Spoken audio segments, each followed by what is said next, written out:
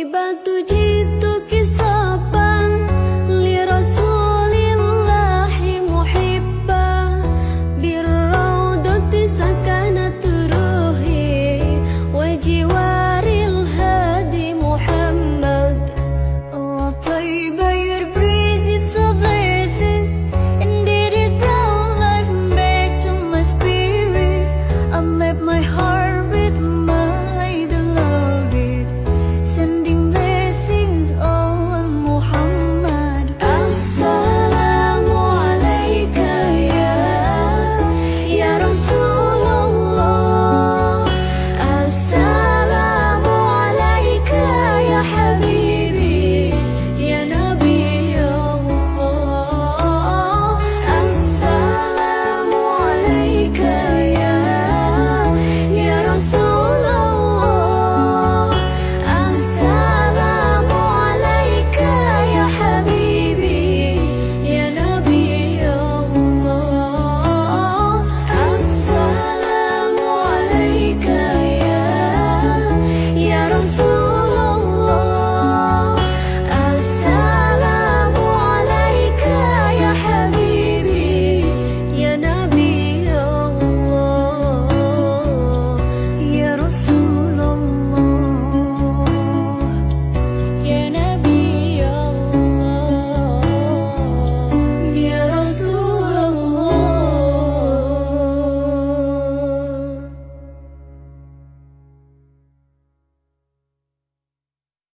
Betapa rindu hatiku ingin dekat dengan kekasihku, datang ke kota Madinah, melepaskan dahaga jiwaku, mengunjungimu ya Muhammad. Assalamu alayka ya Rasulullah. Assalamu alayka ya habibi ya Nabi Allah. Assalamu alayka ya Rasulullah. Assalamu alayka ya habibi ya Nabi Allah, ya Rasulullah.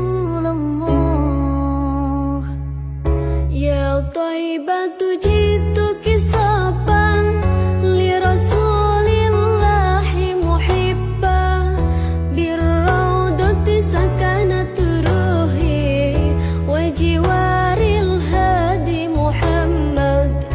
Oh Taibah, your breeze is so blessed, indeed it brought life back to my spirit. I left my heart with my beloved, sending blessings on Nabi Ulul Azmi dan beberapa mukjizatnya. Namun sebelumnya jangan lupa like, subscribe, dan share. Apa yang kamu tahu, yang lain juga harus tahu.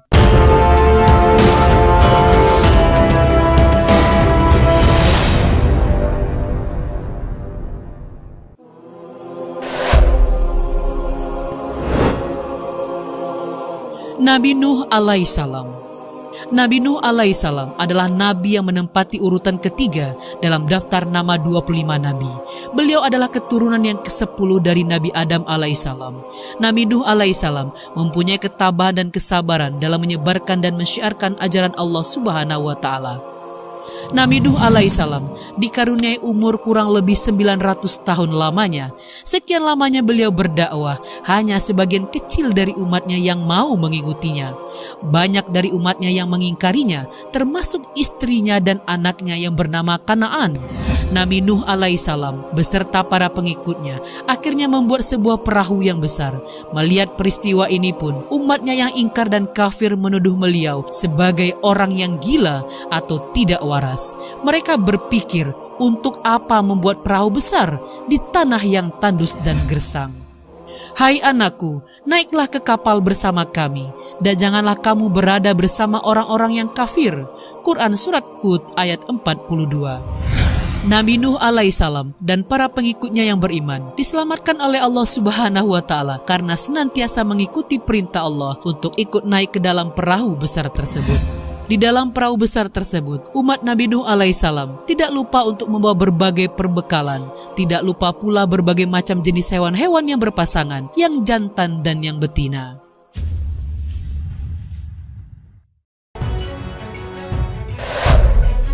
Nabi Ibrahim alaihissalam. Nabi Ibrahim alaihissalam adalah putra dari Azar bin Nahur. Beliau merupakan keturunan dari Nabi Nuh alaihissalam.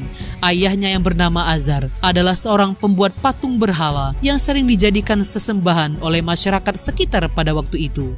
Nabi Ibrahim alaihissalam pada waktu itu diutus di daerah negeri Irak yang mana terkenal dengan penguasanya, seorang raja yang zalim dan suka memerintah dengan sewenang-wenangnya. Raja itu bernama Raja Namrud. Nabi Ibrahim alaihissalam mengajak mereka semuanya untuk senantiasa beriman dan juga menyembah kepada Allah Subhanahu wa Ta'ala, serta meninggalkan patung-patung berhala yang mereka sembah.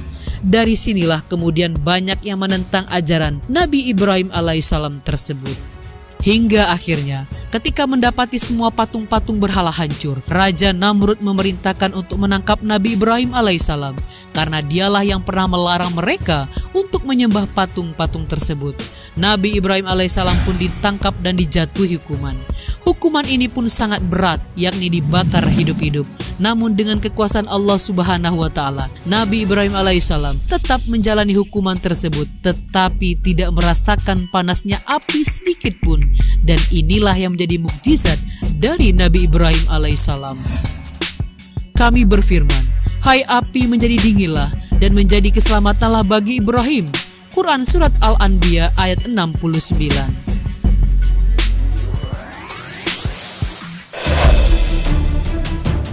Nabi Musa alaihissalam. Nabi Musa alaihissalam merupakan putra dari Imran. Beliau adalah keturunan Bani Israel yang dilahirkan di Mesir.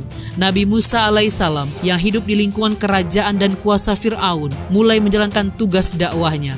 Beliau mengajak kaumnya dan Raja Fir'aun sendiri untuk beriman kepada Allah Subhanahu wa Ta'ala. Raja Fir'aun yang menganggap dirinya seorang raja tentu mulai cemas terhadap keberadaan Nabi Musa alaihissalam yang mulai menentang dan membahayakan kedudukannya sebagai raja.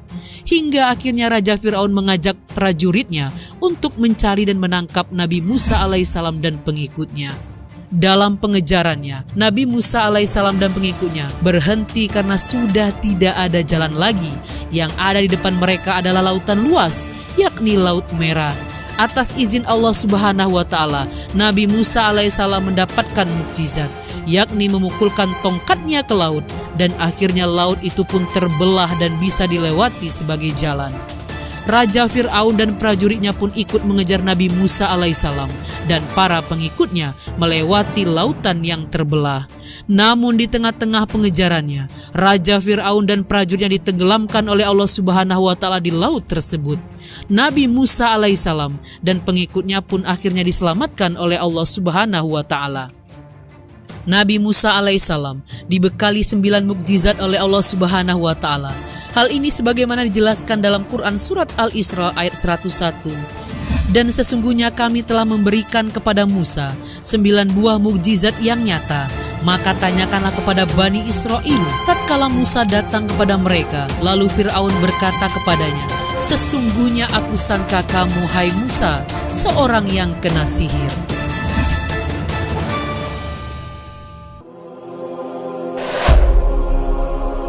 Nabi Isa alaihissalam. Nabi Isa alaihissalam ini adalah putra Maryam. Dengan kuasa dan izin Allah Subhanahu wa Ta'ala, beliau dilahirkan tanpa perantara seorang ayah. Ibunda Maryam dikenal dengan perempuan yang taat beribadah, salehah, serta terpelihara dari perbuatan-perbuatan dosa. Peristiwa lahirnya Nabi Isa alaihissalam sebagai salah satu bukti dan tanda kepada umat manusia untuk percaya dan yakin atas kuasa Allah Subhanahu wa Ta'ala. Pada waktu itu ada manusia yang percaya dan sebagian lagi ada yang tidak percaya, bahkan sampai dituduh sebagai anak haram. Setelah beranjak dewasa, Nabi Isa alaihissalam diangkat menjadi Rasul guna berdakwah dan mengajarkan tauhid kepada Allah Subhanahu wa Ta'ala. Sama dengan nabi-nabi yang bergelar ulul azmi lainnya, umatnya pun banyak yang mencaci dan menghinanya. Namun demikian, beliau tetap sabar dan tabah untuk menjalankan amanah Allah Subhanahu wa Ta'ala. Pengikutnya yang berjumlah 12 orang mempunyai sebutan tersendiri, yakni Hawariyun. Semangat dakwah Nabi Isa alaihissalam ini pun banyak mendapatkan ancaman dan tantangan, termasuk dari sahabat yang juga pernah menjadi pengikutnya yang bernama Yahuda. Yahuda yang berkhianat ini pun juga mempunyai banyak pengikut. Pada suatu hari, Nabi Isa alaihissalam pun ditangkap dan hendak dibunuh dengan cara disalib. Namun atas izin Allah, Nabi Isa alaihissalam pun diselamatkan oleh Allah Subhanahu wa Ta'ala. Para pengikut Yahuda menyangka bahwa mereka sudah membunuh dan menyalib Nabi Isa alaihissalam. Akan tetapi, yang sesungguhnya mereka bunuh dan salib adalah Yahuda sendiri yang telah berbuat khianat. Wajahnya diserupakan oleh Allah Subhanahu wa Ta'ala sehingga sangat mirip dengan Nabi Isa alaihissalam. Sesuai firman Allah Subhanahu wa Ta'ala di dalam Al-Quran, di antara penyebab Yahudi kafir adalah klaim mereka bahwa kami telah membunuh Nabi Isa bin Maryam, sang utusan Allah, padahal mereka tidaklah membunuhnya dan tidak pula menyalibnya, tetapi yang mereka bunuh ialah orang yang diserupakan dengan Isa bagi mereka. Sesungguhnya orang-orang yang berselisih paham tentang pembunuhan Isa benar-benar dalam keraguan-raguan tentang yang dibunuh itu. Mereka tidak mempunyai keyakinan tentang siapa yang dibunuh itu, kecuali mengikuti persangkaan belaka. Mereka tidak pula yakin bahwa yang mereka bunuh itu adalah Isa. Tetapi yang sebenarnya Allah telah mengangkat Isa kepadanya, dan adalah Allah Maha Perkasa lagi Maha Bijaksana. Quran Surat An-Nisa ayat 157 sampai 158. Adapun mukjizat yang dimiliki oleh Nabi Isa alaihissalam diantaranya adalah menyembuhkan orang yang sudah buta dengan izin Allah, menghidupkan orang yang sudah mati dengan izin Allah, membuat burung yang hidup dari tanah dengan izin Allah, menurunkan hidangan, makanan dan minuman dari langit dengan izin Allah Subhanahu wa Ta'ala. Nabi Muhammad sallallahu alaihi wasallam. Nabi Muhammad SAW adalah anak dari seorang ayah yang bernama Abdullah bin Abdul Muthalib dan ibu yang bernama Aminah binti Wahab. Bertepatan pada tanggal 12 Rabiul Awal pada tahun Gajah, beliau berasal dari salah satu suku terkenal yang terkenal di kota Mekah, yakni suku Quraisy. Dalam Al-Quran juga dijelaskan bahwa Nabi Muhammad SAW adalah nabi penutup atau nabi yang terakhir. Muhammad itu sekali-kali bukanlah bapak dari seorang laki-laki di antara kamu, tetapi dia adalah Rasulullah dan penutup para nabi-nabi, dan Allah lah Zat yang maha mengetahui segala sesuatu. Quran Surat Al-Ahzab ayat 40. Begitu banyaknya halangan dan rintangan yang dialami oleh Nabi SAW dan para pengikutnya tidaklah menjadikan semangat dan tekad berdakwah beliau menjadi surut. Beliau tetaplah sabar, tabah dan tegar dalam menghadapi semuanya. Mukjizat terbesar Nabi Muhammad SAW adalah Al-Quran Al-Karim, yang mana di dalamnya terdapat wahyu Allah Subhanahu wa Ta'ala yang berisikan berbagai macam ajakan, perintah, petunjuk, ancaman, larangan, dan masih banyak hal lainnya yang bisa digunakan manusia sebagai kitab petunjuk atau al-huda bagi umat manusia hingga akhir zaman kelak. Di antara mukjizat Nabi Muhammad SAW yang lainnya adalah membelah bulan, air mengalir dari jemari tangannya, makanan sedikit cukup untuk banyak orang, segelas susu mengenyangkan banyak orang. Wallahu alam bisawab.